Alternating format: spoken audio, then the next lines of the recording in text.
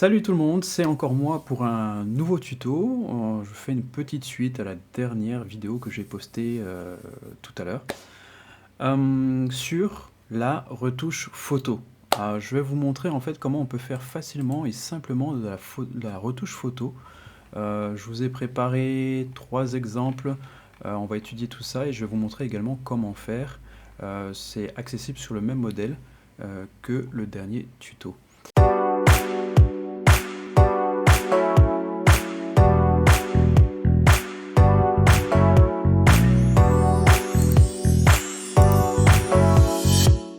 Alors, très simplement, on va déjà commencer par voir ce qui a été modifié. Là, sur cette photo, c'est au niveau des cheveux. Voilà. Au niveau des cheveux, j'ai changé la teinte des cheveux, tout simplement. Donc ça peut être un effet plutôt sympa. Alors, vous comprenez par là aussi qu'il n'y a pas que les cheveux qu'on peut changer, il y a pas mal de choses. La couleur des yeux, les pupilles, les dents, etc. La couleur de peau, etc. Donc ça, c'est plutôt intéressant. Je vais vous montrer comment on peut faire. Le deuxième exemple, là c'est un peu flagrant, ce sont les dents. Alors sur une photo en plein écran comme ça, ouais, c'est plutôt éventuellement un petit peu visible. Si vous réduisez ce plan, voilà, si vous réduisez la photo, vous allez peut-être moins le voir, en tout cas ça va être un peu moins flagrant. Quand vous voyez une photo ici avec les dents en blanc, les dents blanches, et vous voyez ici, on ne tilte pas tout de suite. Donc ça c'est voilà, le deuxième exemple. Donc vous avez voilà, la différence, hein. Voilà, grande différence quand même. Et puis ensuite vous avez également, voilà, en tout cas, chercher l'erreur. Bon là on voit des petits points. Bon, comme vous l'avez compris, en fait c'est simplement voilà, des petites retouches de peau, tout simplement. D'accord. Alors ce qu'il faut se dire, c'est que Canva n'est pas à la base un logiciel pour faire de la retouche photo.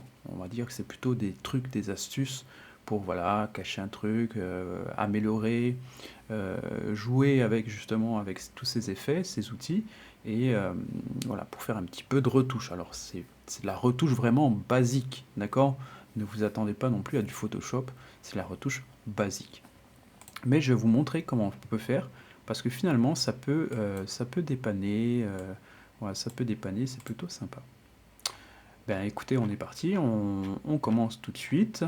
Ce que je vais faire, je vais supprimer ce que j'ai fait et je vais vous montrer comment on fait. Allez, c'est parti. On commence avec cette photo. Ce que j'ai fait tout simplement, alors, ce que j'ai fait, c'est que cette photo, je vais commencer par la dupliquer.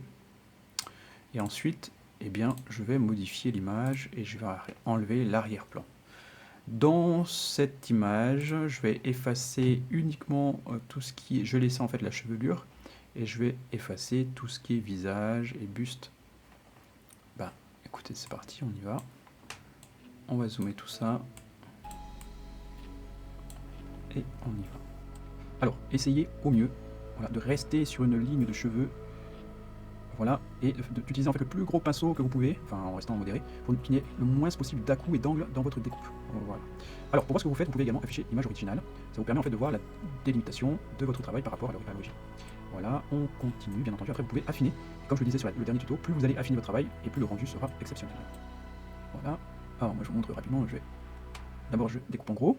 Voilà, alors comme je vous disais, hein, il faudrait essayer de faire en sorte qu'il y ait le moins d'à-coups possible. Hop, c'est pas évident, hein, c'est pas évident, comme je le dis, hein, c'est pas un outil de retouche. Pas du tout, loin de là, mais ça nous permet de faire des petites choses sympas. Voilà, on va un petit peu restaurer tout ça. Allez, on va se faire plaisir, on va faire la mèche. Ouh, alors le mieux, ouais, je travaille avec une souris, hein. Le mieux serait de travailler avec un stylet. Voilà, et après vous pouvez vous faire plaisir ou pas, en fonction de ce que vous voulez faire. Par contre, faites attention parce que si c'est mal fait, ça va être vraiment visible, c'est pour ça que, à moi, à la limite, je vous laisse la mèche ici pour que vous puissiez voir le résultat tout à l'heure. On essaie de garder un maximum de cheveux. Hop là. Bon, voilà, en tout cas c'est juste pour l'exemple. Et je vous montre tout de suite ce que ça donne. Une fois que c'est terminé, on appuie sur terminer, appliquer. Et là, vous voyez pas la différence. Alors les cheveux, ils sont bien là. On les a ici, vous voyez.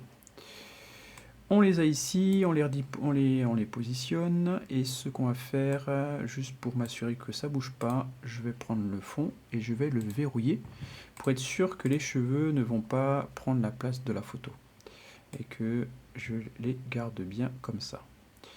Allez, on va modifier tout ça et on va en fait dans modification, ajuster, et on va toucher au niveau de la teinte. Et voilà le résultat. Et moi je trouve que c'est plutôt intéressant. Alors mettez bien une couleur qui se fond en fait dans la couleur d'origine, hein, parce que sinon vous allez voir le contour. Ouais, vous voyez bien le contour ici. Donc la mèche elle est plutôt intéressante. Ça laisse quand même un peu de rouge, hein, encore sur la peau. Là on voit bien la démarcation où il n'y en a pas du tout. Et donc comme ça vous pouvez jouer en fait sur la couleur et ça vous donne quelque chose de plutôt intéressant par rapport à l'image d'origine. Maintenant aussi ce que vous pouvez faire pour que ce soit moins brut, vous pouvez jouer avec la transparence pour diminuer un peu voilà, cet effet de voilà, cette démarcation. Ça vous permet quand même d'avoir de la couleur. Okay. Donc il y a la transparence avec laquelle vous pouvez jouer. Et puis il y a aussi donc le flou sur lequel voilà, vous pouvez également jouer si vous souhaitez. 1, 2, pas trop, parce que sinon après, bon, ça dépend de ce que vous voulez faire. C'est soit il faut en mettre beaucoup, soit très peu. Voilà, donc c'est à vous de voir quel effet vous voulez donner à vos cheveux. Enfin, en tout cas à votre, à votre retouche. Voilà, bon, écoutez, moi je le laisse pour l'exemple, je vais le laisser, je sais pas. Après vous pouvez accentuer aussi le flou, donc vous allez accentuer. Voilà, ce que je vais faire ça, et puis diminuer un peu. Ça donne une espèce d'aura autour, qui est plutôt sympa. On perd quand même du bleu, hein. Je sais pas si vous voyez bien, mais on perd quand même un peu de couleur quand on met trop de flou. Bon, écoutez, hop, transparence. Je préfère mettre 0 flou. De toute façon, vous aurez le modèle, vous pourrez faire ce que vous souhaitez. Et voilà une belle démarcation de cheveux dans son cheveu, voilà, dans chaque chevelure. Ensuite, on passe aux dents. Alors, je vais vous montrer un truc intéressant, un outil intéressant qui est pas intégré nativement dans Canva, mais qui est rajouté par d'autres personnes. Vous allez dans Appli, et dans Appli, vous allez chercher en fait ce qui s'appelle Dessin. Dessin, donc c'est un outil de création de contenu qui a été rajouté par une tierce personne, et donc du coup vous pouvez l'utiliser. Vous cliquez ici et il va être ajouté en fait dans votre palette d'outils. À ce moment-là, ce que vous allez faire, c'est que vous allez sélectionner votre marqueur. Là, on est dans la retouche photo. Après, vous pouvez écrire dessus avec et tout. Vous pouvez faire plein de trucs intéressants. Et c'est compté comme un calque. Donc voilà, il y a beaucoup de choses à faire. Bien, nous, ce qu'on va faire, on va zoomer sur les dents de la personne, là. Et on va choisir cette couleur. On va se dire que ça, c'est une couleur naturelle. On va sélectionner donc la couleur naturelle. Alors, ce que je vais faire, on va sélectionner la couleur naturelle. Voilà. On va diminuer la taille pour avoir un pinceau assez précis.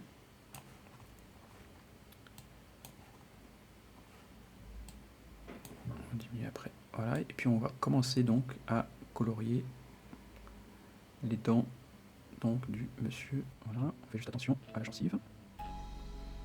Voilà. On continue sur la dent qui est à côté, on va faire celle qui est devant. Hop, voilà. Hop. Attention à la gencive. On remonte jusqu'à la lèvre supérieure. Hop, voilà. Et si vous voulez vraiment aller jusqu'au détail, il faudrait faire également les dents du fond, même si vous ne les voyez pas très bien. Et là, alors, du coup, moi je le fais sur un fichier unique. Libre à vous, pour chaque dent, de pouvoir faire un fichier unique. Je vais vous montrer après sur les grains de peau ce que j'appelle un fichier unique. Voilà, allez, hop, ça y est, ça c'est fait. Et on passe donc aux dents du côté là-bas. Bon, alors du coup, celle-là, on va la refaire, même si c'est quasiment la même couleur. Même si c'est la même couleur, on va la refaire pour que toute la dent ait la même couleur. Voilà, hop. Par ici, on fait bien attention aussi. Là, ah. Voilà. Et enfin, eh bien, on va terminer ici. Hop. Attention ici, tac. Voilà, et puis on fait un petit peu là aussi. Hop. Voilà, une fois que vous avez fait ça et que vous êtes satisfait de votre travail, de votre chef-d'œuvre, on va retourner un petit peu en arrière. On fait terminer. Donc là, on a un joli dentier. Et ce qu'on va faire maintenant, c'est qu'on va jouer encore avec les mêmes choses quasiment. On va aller dans l'ajustement. Et là, à ce moment-là, dans l'ajustement, on peut jouer sur la luminosité. Voilà. On a des petites taches à l'intérieur. J'ai mal dessiné. Regardez. Bon, c'est pas très grave. Sur le contraste aussi. Sur la saturation, en fonction de ce que vous souhaitez. Et puis, bon, alors, vous n'allez peut-être pas mettre de la couleur, hein. Et on va mettre du flou pour laisser quand même paraître donc les dents, la forme des dents. Donc on va mettre un peu de flou. On va mettre un peu de flou comme ça pour laisser voir les dents. Et ensuite on joue sur la transparence pour améliorer en fait notre rendu. Voilà. Donc du coup vous avez un joli dentier. Voilà, comme ça, bon, on voit que c'est un peu faux quand même, hein. Mais c'est pas très grave. On va peut-être mettre un peu moins de flou, voilà, pour que les dents soient bien taillées. Après, libre à vous de faire comme vous souhaitez. Voilà. Donc, si on garde le teint naturel et on joue avec la transparence, voilà. Mais il faudra quand même que vous rajoutez un peu de flou pour laisser paraître donc les dents, en tout cas les démarcations qui sont juste en dessous. Et voilà.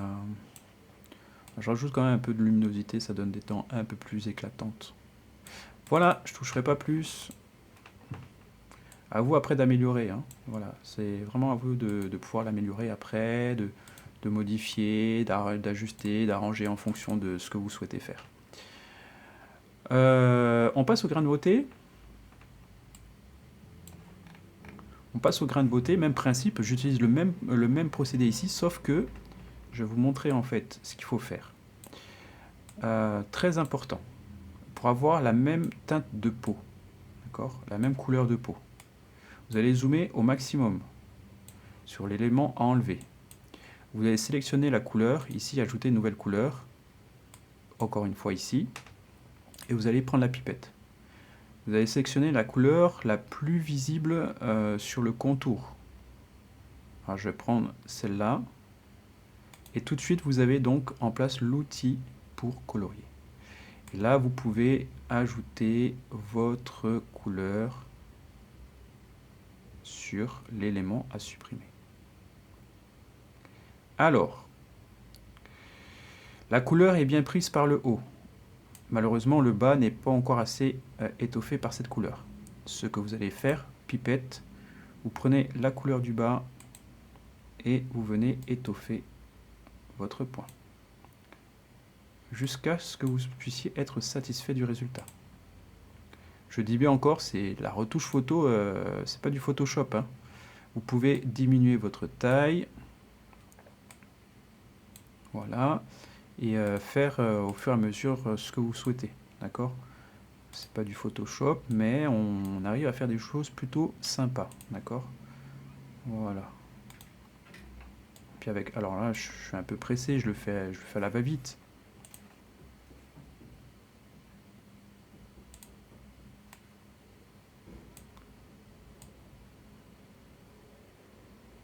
Voilà, en tout cas, bon, vous avez compris le principe, c'est l'essentiel. Vous avez compris le principe, c'est l'essentiel.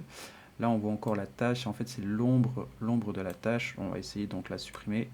Voilà, ok. Donc là, on a un premier grain de beauté qui est disparu. On voit la petite tâche ici, hein, on la voit quand même. Alors, ce qu'on peut faire maintenant, c'est de pouvoir, comme je vous disais, une tâche, une couleur, un trait de crayon est considéré, dès que vous appuyez sur terminer, est considéré comme un calque. Donc ce calque, vous pouvez le gérer ensuite dans l'ajustement. Et moi, ce que je fais, c'est que je vais flouter pour élargir et faire en sorte qu'il y ait un peu plus de superposition entre la peau et l'élément qu'on a rajouté. Alors ce que je vais faire, j'ai aussi l'étirer un petit peu et voilà, j'ai quand même supprimé pas mal donc la tâche. Voilà, alors en fonction de la grosseur, en fonction de ce que vous allez faire, vous aurez un résultat plutôt intéressant.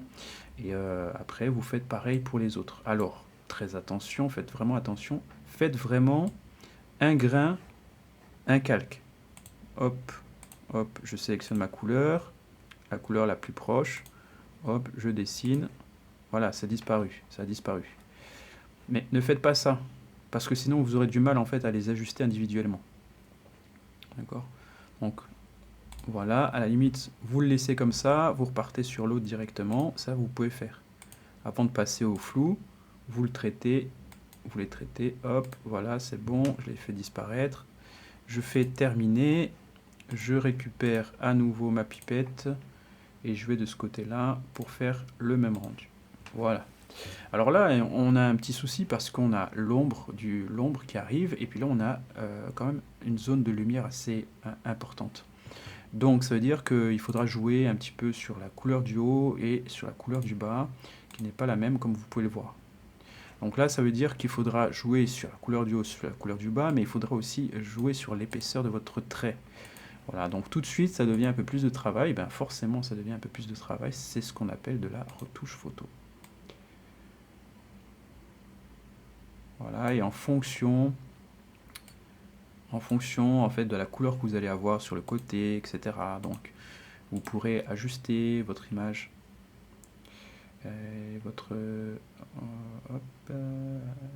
voilà. Vous allez pouvoir ajuster et avoir la même teinte.